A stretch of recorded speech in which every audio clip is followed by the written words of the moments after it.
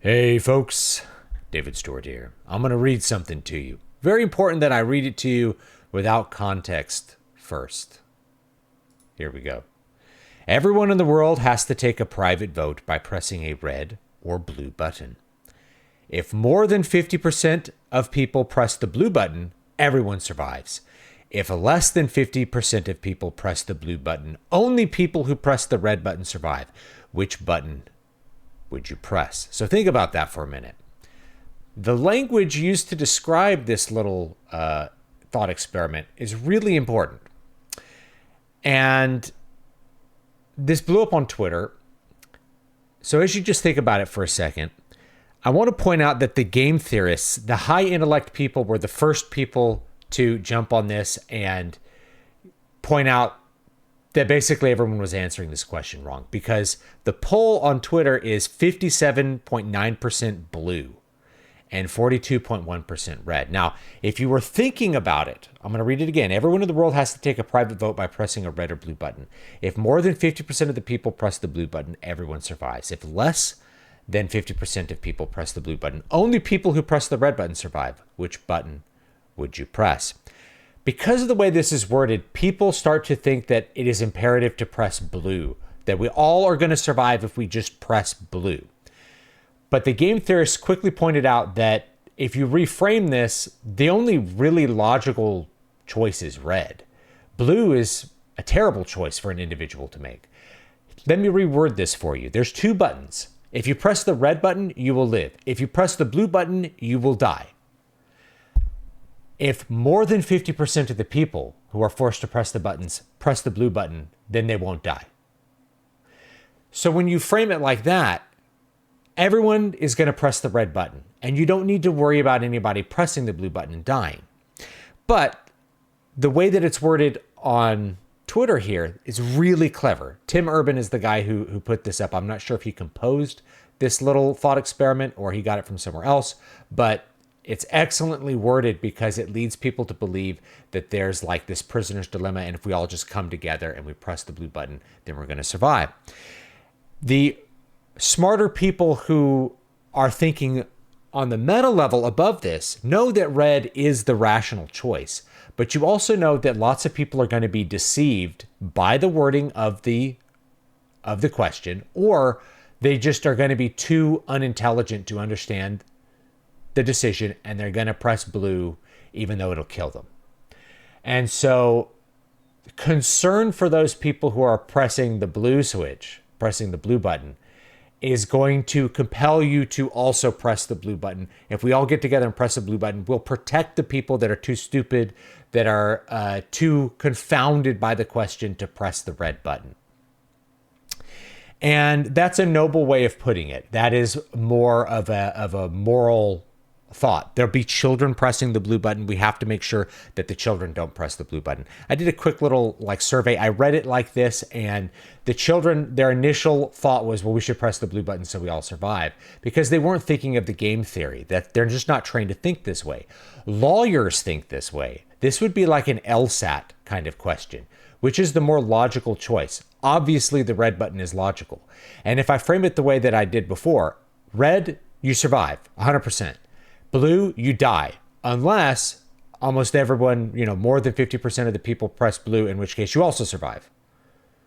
Well, red is the obviously correct choice. And if you were to frame it like that, then you really wouldn't have to worry about too many people being dumb enough to press the blue button. But given that some are, there's going to be this belief. Can you campaign? Can you communicate to people ahead of the decision?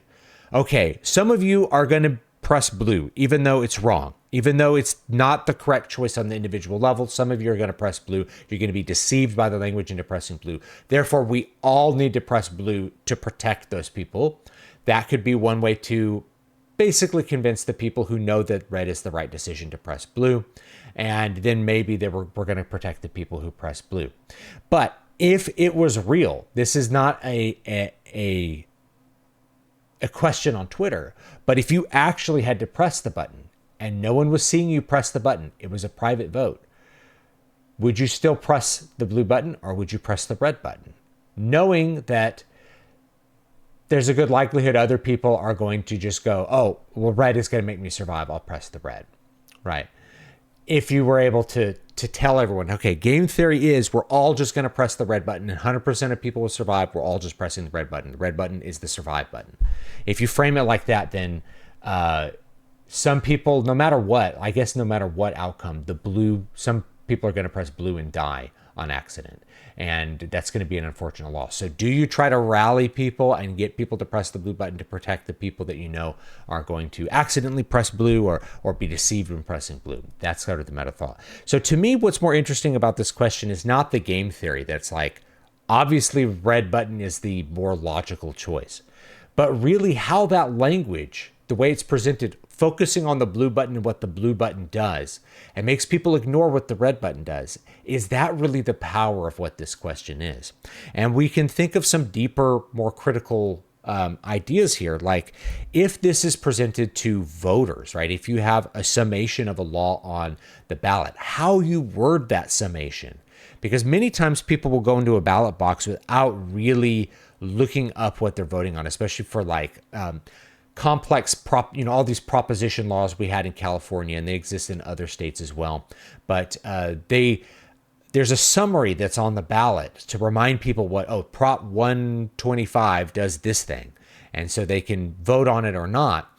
But I remember from my time in California, and it's also true, to an extent where I live in Texas now, is that those summations are intended to convince people to vote one way or the other, right? It's like, vote yes to make the zoo stay open. And you're like, well, I want the zoo to be open. Now, the zoo staying open no matter what, it's just to increase taxes, that give tax money to the zoo. That was like a Measure Z in like Fresno or something like that, right? So there were these things that are like that. Vote to raise your taxes so that we can have, it's like, vote on this public school bond to build a new school. Oh, well, obviously, yes. It's like, well, you're voting to raise your taxes. Oh, I didn't want that. So people don't often think that deeper level. The way that something is presented to you when you're voting, if you don't have a chance to explain it, to debate it before people make that decision, how you word it on the ballot actually really matters. And I think this is a really good demonstration of that. A lot of people got very black-pilled with this. They're like, oh, most people are not rational. The thing is, a lot of people were thinking rationally about pressing the blue button, not out of a sense of, well, obviously, we got to all band together. It's like, well, there's people who are going to press the blue button, and we have to worry about them. So there's rational thought on both sides. But the red button, people know, it's like, if we all just know to press the red button, then it's going to be fine. But you're just going to have to accept that some people are going to die because they're going to press the blue button anyway. And you have to accept that loss versus the very big risk that 50% of the people are still going to press red, right? The very big risk that, even though this poll came out 57%, who knows in a real situation where you're like, well, I'm just going to press red because I know that I won't die. Boom. No one's going to see me do it. What's the social implication? You press red and pretend that you press blue because you're so altruistic. You cared about those poor souls that you knew would be deceived into pressing blue, that you made you press blue, but you really pressed red. And then you could just decry, oh, it's so sad that the people who pressed blue died. When it's like, no, I told me and all my kids we're all pressing red. I told everyone to know we got to press red. Don't tell anyone we're pressing red. Red is the right decision. So how much debate gets to happen beforehand, that changes the dynamics of what's going on. But I think the implication really points to how you word things in ballots and like voter information things, because that can change to a large degree how people view the choice. The choice can be obfuscated by language, as it is in this case, or it can be made really explicit, like when I reworded it. So it's like red button survive, blue button kill you. Someone had it as a really funny joke. Like, let me read it. Who was this? This was an account called Roku. We're doing the blender game again. There's a large blender. Everyone in the world has to decide whether to step into the blender. If at least 50% of the people do step into the blender, it will be unable to overcome their inertia to get started. If less than 50% of the people step into the blender, then they all get blended up into paste and die. People who do not step into the blender suffer no adverse effects. Would you step into the blender? Blue equals step into the blender. Red equals don't do that. Here's another one, right? Like there's a horde of rampaging killbots marching down the street. If we all step out of our house, if at least 50% of the people step out of their house, the killbots will be overwhelmed by the number of targets and shut down. If we stay inside our house, they'll walk past us into the ocean. Are you going to step out and risk being killed by the killbots? Or are you going to just stay in your house when you're looking at death out the window? Most people are going to stay in their house if they understand this, the dilemma in the way that I'm presenting it. Some people have said that this is like a variant of the prisoner's dilemma. Not really, because there's no downside to pressing the red. The prisoner's dilemma is like, if you both rat each other out, then it's going to be bad. If you both don't talk, then you're both going to be free. And if one person rats the other person out, then he'll be free and the other person will get double the sentence. That's the way the prisoner's dilemma is framed. This is this with like no downside to just pressing the red button. So I think it's more interesting to think about the language with this versus just the game theory. The higher level, the meta level, is worrying about what people are actually going to press and should we have concern for them. So leave me your thoughts down below. I'd love to know what you think about it, and I'll see you next time. Have a great, great day. Of course, you can check out my books on Amazon and everywhere else. You can check them out on Patreon, and I will see you all next time.